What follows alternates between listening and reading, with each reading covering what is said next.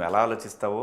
నేను అందుకే చాలామంది చెబుతుంటా, ఒరే వద్దురా ఎవడి మీద వాడు దుర్మార్గుడు, వాడు దుష్టు ఇలా ఒరే వద్దురా ఆర్గాన్స్ దెబ్బతింటారా లోపల, నువ్వు ఎలా ఉంటావో లోపల ఆర్గాన్స్ అవన్నీ కూడా సఫర్ అవుతావు అని చెప్పేది. అందుకే నిజంగా నేను ఎప్పుడు కూడా చెప్పాలనుకున్న భావన గట్టిగా చెప్తాను అంతే తప్పితే నేను కుళ్ళుకొని లోపల ఏందా ఇట్లా నేను ఎప్పుడు మాట్లాడాను అలాగా.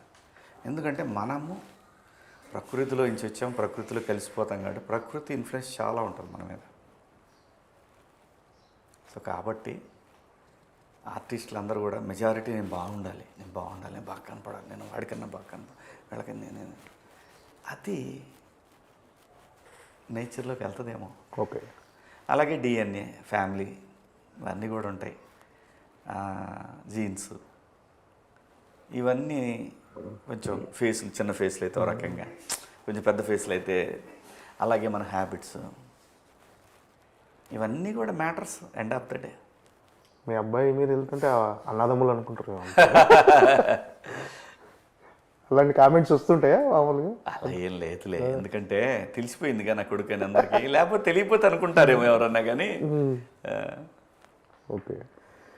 ఏంటండి ఇప్పుడు మంగపతి సినిమాలో అంత స్ట్రాంగ్ క్యారెక్టర్, సారీ కోర్టు సినిమాలో మంగపతి క్యారెక్టర్ చాలా స్ట్రాంగ్ క్యారెక్టర్.